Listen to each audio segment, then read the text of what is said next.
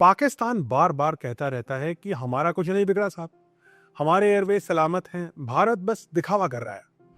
लेकिन आज ऑपरेशन सिंदूर के 5 महीने बाद जब भारत ने वीर चक्र की साइटेशंस पढ़ी तो वो सारे सच उजागर हो गए जिसे पाकिस्तान दुनिया से छिपा रहा था। हर दस्तावेज में अब दर्ज है कि ऑपरेशन सिंदूर ने सिर्फ पाकिस्तान के ठिकाने नहीं उड़ाए बल्कि उसके आत्मविश्वास को भी जलाकर रख दिया। और ये कोई सीमित स्ट्राइक नहीं थी, ये एक टोटल वॉर था, मल्टी फ्रंट था, मल्टी स्ट्रैटेजी पॉइंट पे था। ये एक संदेश था कि भारत जब वार करता है तो उसकी गूंज सीमाओं पर ही नहीं बल्कि इतिहास के पन्नों में हमेशा सुनाई देती है। और अब बात करते हैं उन भारतीय वीरों की जिन्होंने इस ऑपरेशन को शौर्य, रणनीति और सटीकता से अंजाम दिया। वो जो रात के अंधेरे में उड़ान भरते गए और जब सुबह लौटे तो वो विजयी होकर वापस आए। सबसे पहले आते हैं ग्रुप कैप्टन रंजीत सिंह सिद्धू, जिन्होंने राफेल स्क्वाड्रन की कमान संभाली। उन्होंने आतंकवादी संगठनों लश्कर-ए-तैयबा और जैश-ए-मोहम्मद के ठिकानों पर सटीकता से वार किया, ध्वस्त कर दिया उन्हें। उनका मिशन छोटा नहीं था।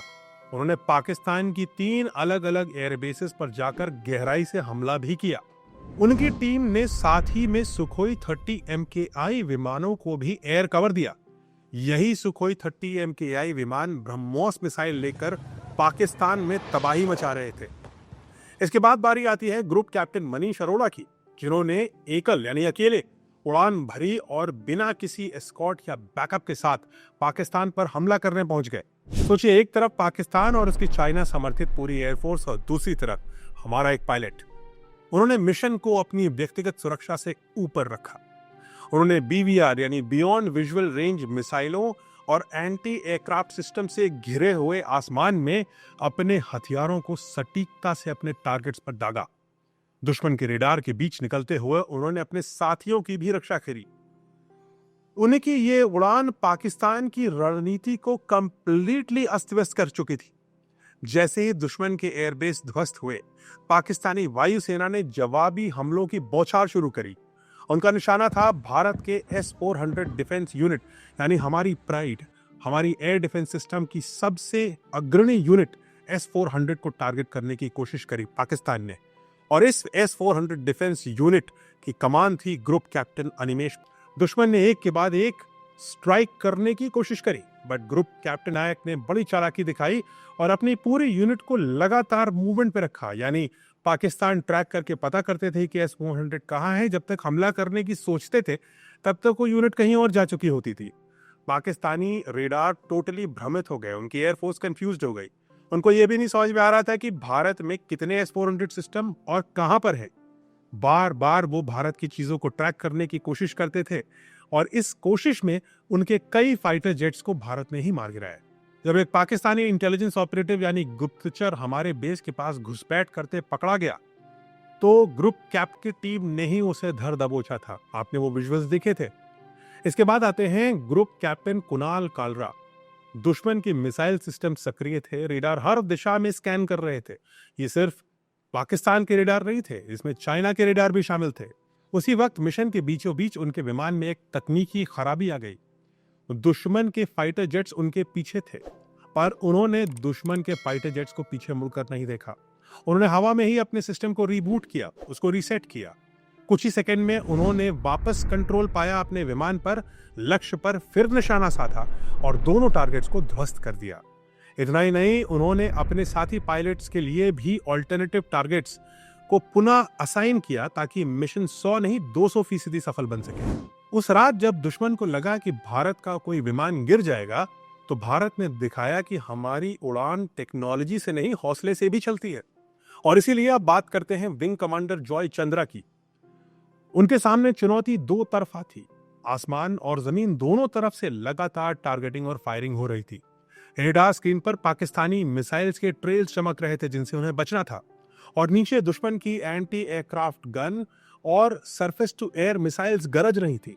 फिर भी विंग कमांडर जॉय चंद्रा ने अपनी मिशन की दिशा नहीं बदली।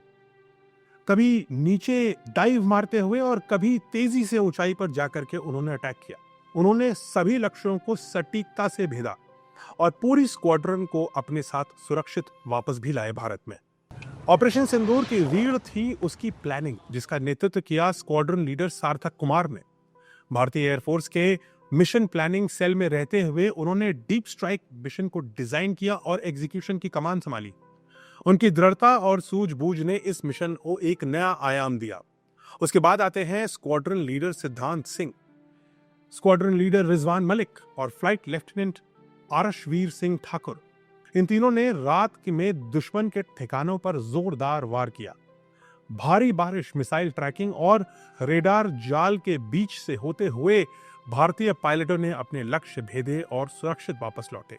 कहानी सिर्फ एयरफोर्स तक सीमित नहीं है। भारतीय सेना ने भी इस पूरे ऑपरेशन में एक बड़ा हाथ बटाया। कर्नल कोशांक लांबा ने रिकॉर्ड समय में अपनी यूनिट को तैयार किया। उनकी तोपों ने कई आतंकी ठिकानों को ध्वस्त कर दिया, जबकि गोलियां चारों ओर से बरस रही थी। वो खुद मोर्चे पर हर तोप के पास जाकर अपने जवानों का हौसला बढ़ा रहे थे। लेफ्टिनेंट कर्नल सुशील बिष्ट ने सैटेलाइट इमेजरी का उपयोग करते हुए दुश्मन के कैंप्स को आइडेंटिफाई किया। रात के अंधेरे में अपनी टुकड़ी को लेकर पहुंचे और सर्जिकल स्ट्राइक करते हुए आतंकवादियों के अड्डों को जड़ से मिटा दिया। और अंत में नायब सूबेदार सतीश कुमार, जो लाइन ऑफ कंट्रोल पर मोटार पोजीशन के कमांडर थे। मोटार एक तरह का गोला होता है जिसको लॉन्ग डिस्टेंस पे लॉन्च किया जा सकता है। दुश्मन की भारी तोपों और मोटार फायरिंग के बीच उन्होंने अपनी जवानों का हौसला टूटने नहीं दिया। उन्होंने जवाबी फायर को इस तरीके से डायरेक्ट किया कि कई पाकिस्तानी निगरानी चौकियां ध्वस्त हो गई। ये थी भारत की सेना और वायुसेना की साहस और शौर्य की कहानियां, रणनीति और सटीकता की गाथा। यह था ऑपरेशन सिंदूर, जहां हर भारतीय सिपाही ने साबित किया कि जब भारत जवाब देता है तो इतिहास लिखा जाता है। जय हिंद, जय भारत।